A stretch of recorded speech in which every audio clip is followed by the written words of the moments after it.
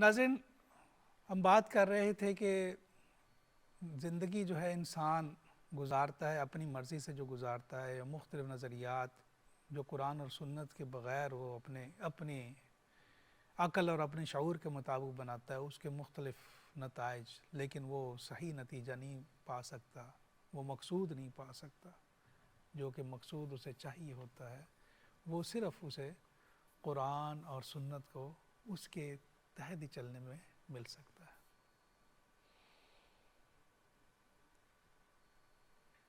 قرآن میں اللہ سبحانہ وتعالیٰ نے عمل اور فعل اس کا ذکر کیا ہے، دو مترادف الفاظ ہیں، عمل اور فعل، یعلمون تفعلون، یعنی دونوں کو ذکر کیا گیا، لیکن ان میں فرق ہے۔ ان میں فرق کیا ہے؟ فعل بھی کام ہے، عمل بھی کام ہے، لیکن فعل کام ہے جس کے پیچھے کوئی نظریہ نہ ہو، فعل وہ کام ہے کہ جس کے پیچھے کوئی نیت نہ ہو، جس کے پیچھے کوئی مقصد نہ ہو۔ عمل وہ کام ہے کہ جس کے پیچھے کوئی نظریہ ہو، جس کے پیچھے کوئی مقصد ہو، جس کے پیچھے کوئی انسان نے کوئی نیت ہو، وہ ہے عمل۔ ہمیں جو قرآن ہے وہ عملی زندگی گزارنے کی طرف، اور عملی ہی نہیں، عمل صالح والی زندگی گزارنے والی کی طرف لے کے آتا ہے۔ اور قرآن کہتا ہے کہ عملی زندگی اور عمل صالح والی زندگی تم اس وقت تک نہیں گزار سکتے جب تک کہ اپنے رب کو نہ پالو، یعنی اپنے رب کی اطاعت کے بغیر تم عملی زندگی جو ہے وہ نہیں، وہ عملی زندگی جو کہ فلاح والی زندگی ہے۔ جیسے کہ سورۃ العصر میں اللہ فرماتے ہیں وَالْعَصْرِ إِنَّ الْإِنسَانَ لَفِي خُسْرٍ إِلَّا الَّذِينَ آمَنُوا وَعَمِلُوا الصَّالِحَاتِ، کہ جو عمل صالح کریں۔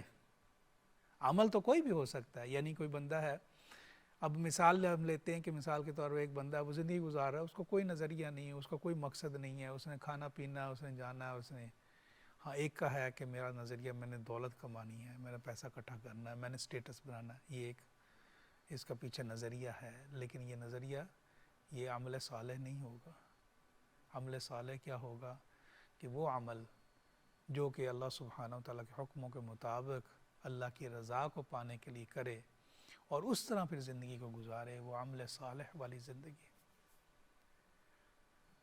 اگر وہ اللہ کو بھلاتا ہے، اللہ فرماتے ہیں قرآن میں وَلَا تَكُونُوا كَالَّذِينَ نَسُوا اللَّهَ فَأَنْسَاهُمْ أَنفُسَهُمْ أُولَٰئِكَ هُمُ الْفَاسِقُونَ، تم ان جیسے نہ ہو جانا جنہوں نے اپنے رب کو بھلا دیا۔ انہوں نے رب کو نہیں بھلایا، انہوں نے اپنے آپ کو بھلا دیا، اپنی مقصد تخلیق ہی بھول گئے ہم آئے کس لیے ہیں۔ وہ پھر جب ظاہر ہے بھول گئے تو وہ ان مقاصد کو بھی بھول گئے اور ان مقاصد کا حصول بھی بھول گئے، اور ان کو مقاصد کے حصول کے بغیر ہی پھر وہ کیا دنیا سے چلے گئے۔ اور ایسے ہی لوگ ہیں جو گمراہ ہیں، جن کے دل میں ایمان نہیں۔ پھر اللہ فرماتے ہیں لا یستوی اصحاب النار واصحاب الجنہ اصحاب الجنۃ هم الفائزون، کیا جنت والے اور دوزخ والے اکٹھے ہو سکتے ہیں؟ کیا ایک ایسا بندہ جو زندگی اپنے نفس والی گزار کے چلا جائے، اور ایک ایسا بندہ کہ جو زندگی ایسے مقاصد کے حصول میں گزارے جو کہ اللہ سبحانہ وتعالیٰ نے اس کے لیے بنائے اور جو کہ عمل صالح کی شکل میں اس کے سامنے ہیں، تو وہ جنت کا حقدار ٹھہرے؟ کیا وہ دونوں برابر ہوئے؟ نہیں، بالکل نہیں برابر ہوئے۔ تو ناظرین، یہ بات پہلے ذہن میں رکھ لیجئے کہ ہم یہاں پر آئے دنیا میں، ہمارا اللہ نے امتحان گاہ ہے۔ بہت ساری حدیث ہیں اس بارے میں کہ دنیا جو ہے یہ امتحان گاہ ہے، یہاں اب تم کس طرح دنیا میں گزارتے ہو اپنے آپ کو، کیسے عملی طور پر اپنے آپ کو گزارتے ہو، اور پھر عمل کون سے کرتے ہو۔ جیسے اللہ سبحانہ وتعالیٰ سورہ عصر میں فرماتے ہیں الذین آمنوا وعملوا الصالحات، عمل صالح کرتے ہو۔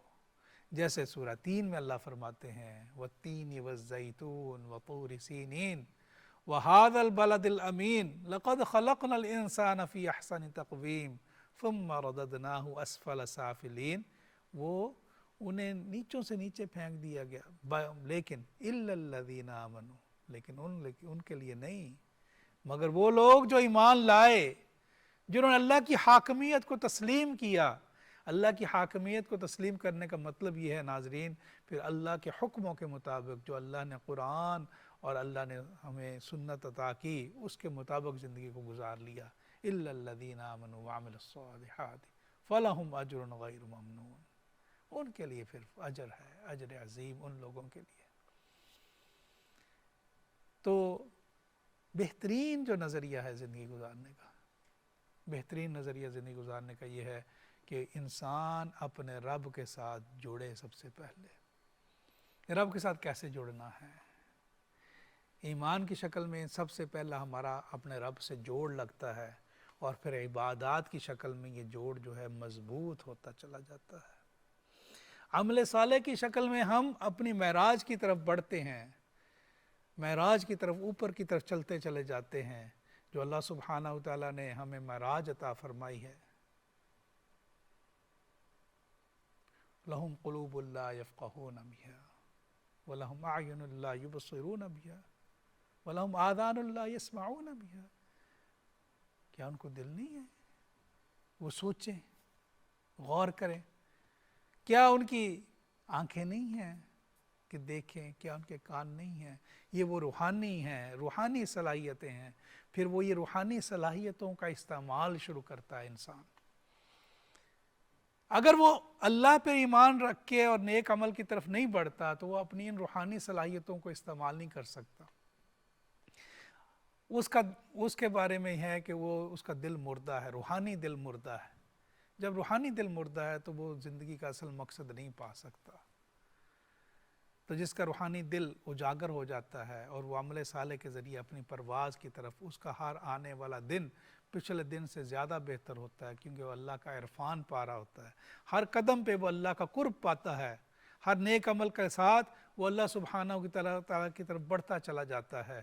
وہ نیک عمل نماز کی شکل میں ہوتا ہے، وہ نیک عمل زکوٰۃ کی شکل میں ہوتا ہے، وہ نیک عمل روزوں کی شکل میں ہوتا ہے، وہ نیک عمل صدقے کی شکل میں ہوتا ہے، وہ نیک عمل اپنے والدین کی خدمت کی شکل میں ہوتا ہے، وہ نیک عمل اپنے بیوی بچوں کی حصول، ان کے رزق حلال حاصل کر کے ان کا نفقہ پورا کرنے کی شکل میں ہوتا ہے، وہ نیک عمل غریبوں کی مدد کرنے کی شکل میں ہوتا ہے، وہ نیک عمل کسی کو راہ دکھانے کی شکل میں ہوتا ہے، وہ نیک عمل لوگوں کی بھلائی کرنے کی شکل میں ہوتا ہے۔ جب انسان اس رستے پہ آتا ہے ناظرین، اس کا دل سکون پا جاتا ہے۔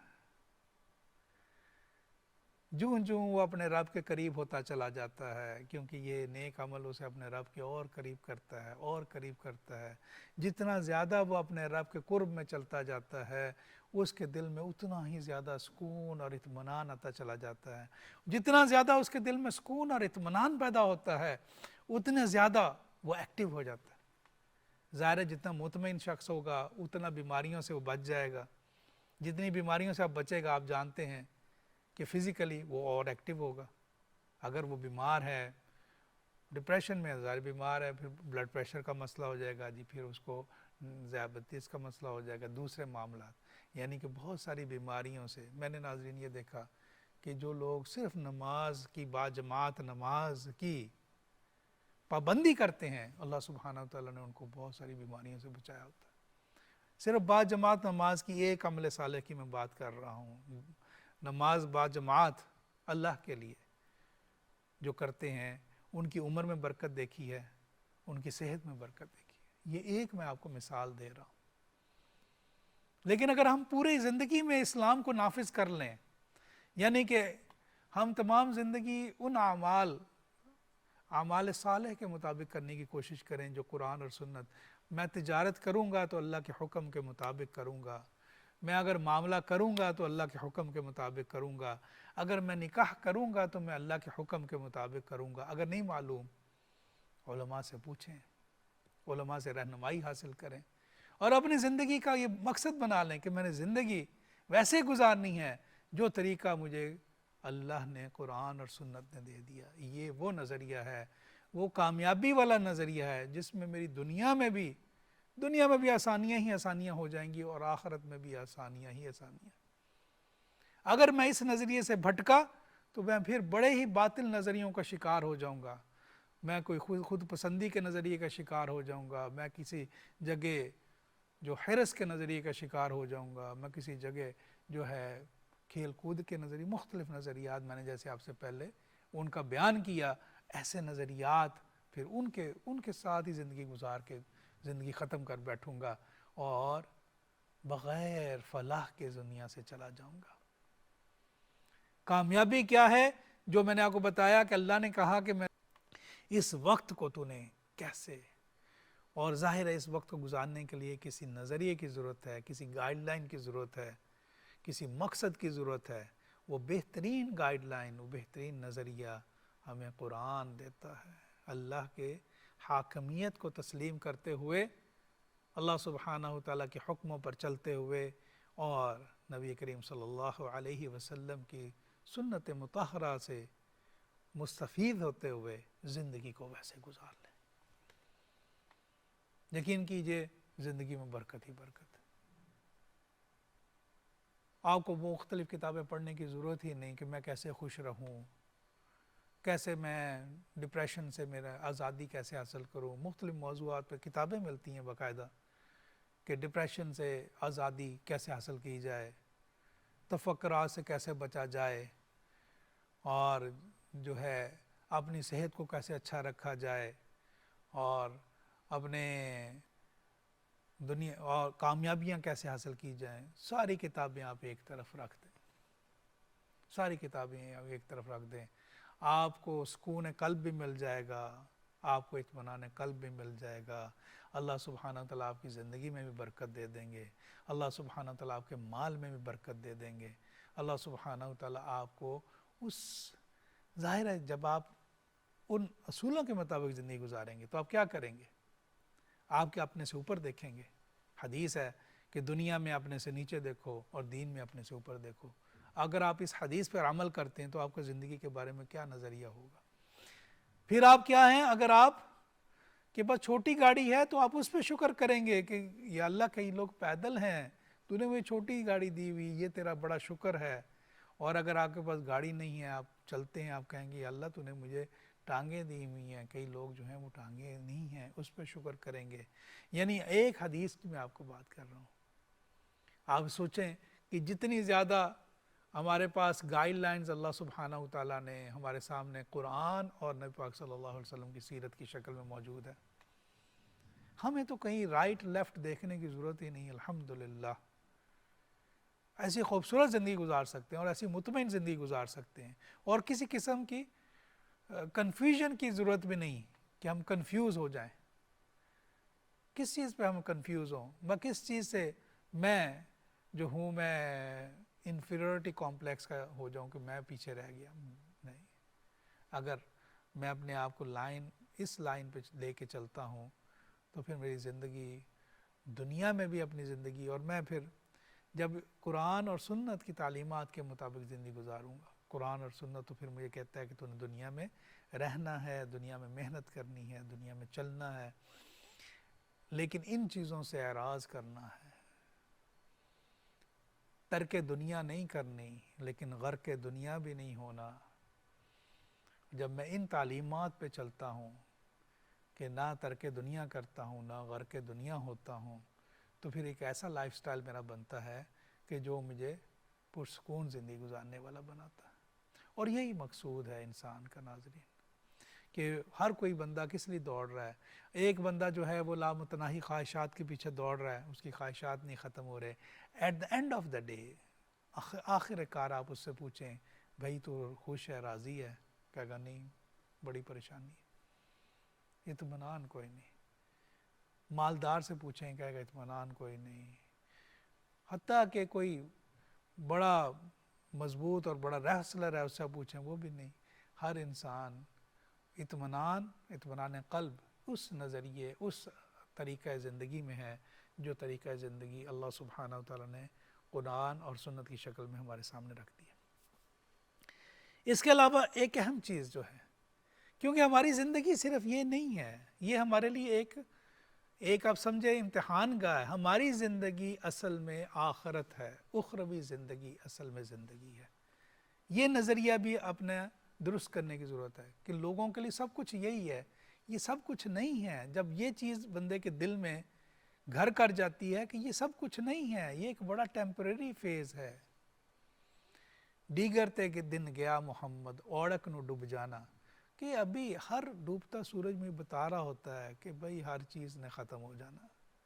یہ صبح ہوئی ہے، اس کا خاتمہ شام نے کر دیا. جوانی ہوئی ہے، اس کا خاتمہ بڑھاپے نے کر دیا. دولت آئی ہے، اس کا خاتمہ غربت نے کر دیا. صحت تھی تیرے پاس، اس کا خاتمہ بیماری نے کر دیا. زندگی تھی تیرے پاس، اس کا خاتمہ موت نے کرنا ہی کرنا ہے. یہ تو بڑی ایک مختصر سی زندگی ہے. یہ تیری زندگی مقصود نہیں ہے. تیری نگاہ آگے کی طرف ہونی چاہیے، اگلے مقصود کی طرف ہونی چاہیے. پھر تجھے یہاں کی مصیبتیں، یہاں کی مشکلیں، یہاں کی تکلیفیں بھی تجھے کوئی پریشان نہیں کریں گی، کیونکہ تجھے پتہ ہے ایک بڑا عارضی سا معاملہ ہے میرا. اگر مجھے یہ تکلیف ہے تو کتنے سال کی ہو سکتی ہے؟ 2 سال، 3 سال، 4 سال کی، 5 سال کی. اور اگر سوچیں ناظرین، اللہ معاف کرے، آخرت میں کوئی پکڑ ہو جائے تو وہ پکڑ کیسی ہے؟ وہ تو یوم الحشر ہی 50,000 سال کا یوم الحشر ہے.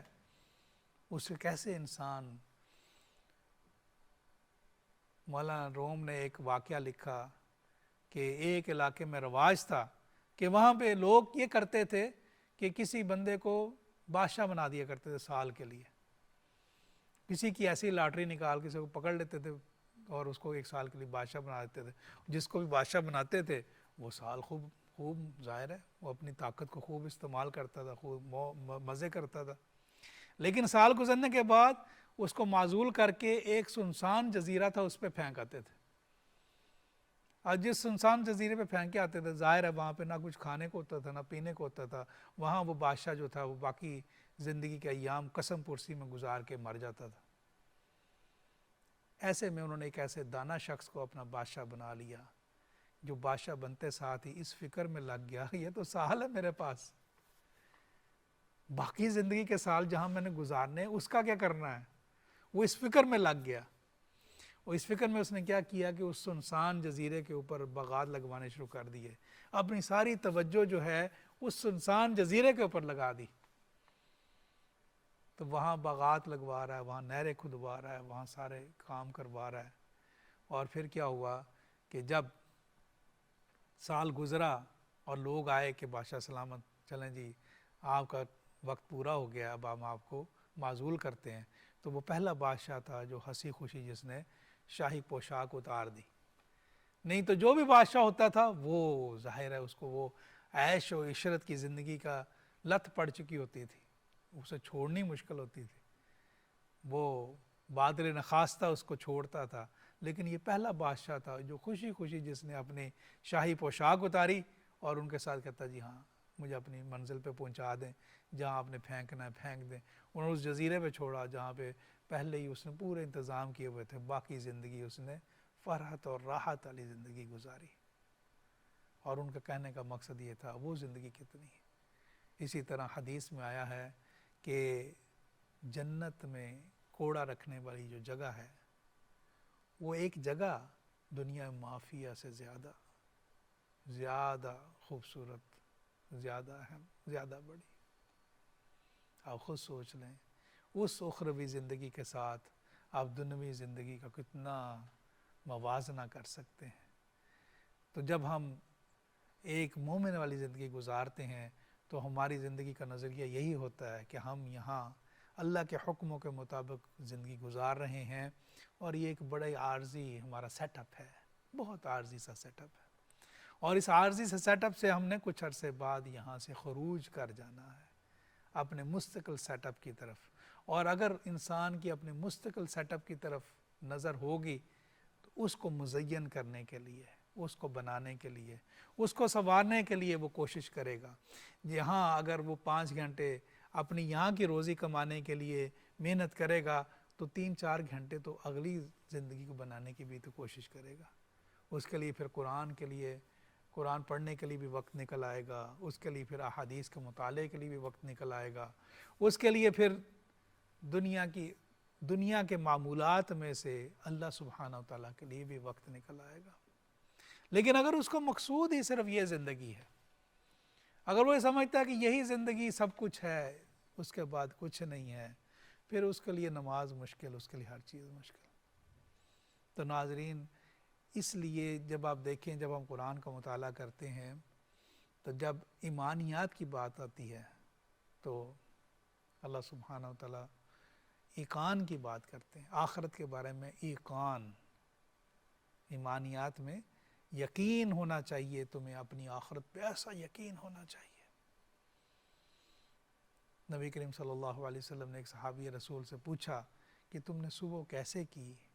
عرض کرنے لگے یا رسول اللہ صلی اللہ علیہ وسلم ایمان کی حالت میں کی. آپ نے فرمایا ایمان کی کیا دلیل ہے تمہارے پاس؟ عرض کرنے لگے یا رسول اللہ صلی اللہ علیہ وسلم میں دوزخ اور جنت کو اپنے سامنے دیکھتا ہوں اور دنیا سے میری بے رغبتی ہے. سبحان اللہ. یعنی اس بندے کا دل جو ہے پھر آخرت میں الجھا رہتا ہے، وہ پھر اس کا دل ادھر نہیں اٹکتا، آخرت میں لگتا ہے. جب دل کی کیفیت ایسی ہوتی ہے ناظرین تو پھر اس کو یہاں کے چھوٹے موٹے معاملے، چھوٹے موٹے مسئلے اس پر اثر انداز نہیں ہوتے، اور اس کو سکون بھی اسی چیز میں ملتا ہے. اس لیے ہم نے ہماری جو نگاہ ہے وہ عمل صالح کی طرف، اللہ کے حکموں کے مطابق وقت ضائع کرنے کی بجائے. میری تمام ناظرین سے مشورہ یہ ہے، کیونکہ بہت سارے لوگ جو ہیں وہ دیکھا مختلف کتابیں پڑھ رہے ہوتے ہیں زندگی کو خوبصورت بنانے کے لیے. زندگی خوبصورت ایک ہی طریقے سے بن سکتی ہے، وہ ہے قرآن اور سنت. قرآن الفاظ ہیں، سنت اس کی عملی تصویر ہے. حضرت عائشہ رضی اللہ تعالیٰ عنہ سے پوچھا گیا کہ خلق نبی صلی اللہ علیہ وسلم کے بارے میں، تو آپ نے فرمایا کہ کیا تم نے قرآن نہیں پڑھا؟ کہ نبی کریم صلی اللہ علیہ وسلم کا خلق قرآن ہی تو ہے. انک لعلی خلق عظیم. قرآن اللہ کے الفاظ کی شکل میں ہمارے سامنے موجود ہیں. اگر اس کی عملی تصویر آپ نے دیکھنی ہے تو زندگی مبارکہ نبی کریم صلی اللہ علیہ وسلم، اگر ہم اس کو ہم پکڑ لیتے ہیں تو پھر ہماری ڈائریکشن بڑی کلیئر ہو جائے گی. پھر ہمیں پتہ ہوگا یہ سٹاپ اوور ہے، یہ چھوٹا سا سٹاپ ہے. مثال کے طور پر اگر میں یہاں سے کسی دوسرے شہر جا رہا ہوں تو رستے میں ٹرین کسی سٹاپ پہ رکتی ہے تو کتنی دیر رکے گی؟ 5 منٹ رکے گی، 10 منٹ رکے گی. اور اگر میں 5 منٹ اس اسٹیشن پہ اتر کے اور میں وہاں بلڈنگیں خریدنے لگ پڑوں، میں کہوں یہ بلڈنگ میں خرید لیتا ہوں، وہ بلڈنگ بھی خرید لیتا ہوں، وہ بھی خرید لیتا ہوں، تو وہ جو ٹرین میں میرے ساتھی بیٹھے ہوں گے وہ کہیں گے احمق، بے وقوف ہے تو، یہاں تو 5 منٹ رکنا ہے، تو اپنی ساری جائیداد کو یہاں صرف کرتا جا رہا ہے، تو خریدنا تو آگے کا سودا خرید. ناظرین، یہ جو وقت ہے یہ آپ کی جائیداد ہے، اس سے یہاں ضائع کر لیں یا اخروی زندگی کے لیے نیکیاں کما لیں عمل صالح کی شکل میں. یہ ہمارے اوپر ہے، فیصلہ ہمارے ہاتھ میں ہے. اللہ سبحانہ و تعالیٰ نے دونوں راستے ہمارے سامنے کھول دیے ہیں، اب کرنا ہم نے ہے. اللہ سبحانہ و تعالیٰ ہمیں ایمان پہ رکھے، اللہ سبحانہ و تعالیٰ ہمیں عمل صالح کی توفیق دے، اور اللہ سبحانہ و تعالیٰ کلمے کے ساتھ دنیا سے لے کے جائے. وما علینا الا البلاغ. والسلام علیکم ورحمۃ اللہ وبرکاتہ.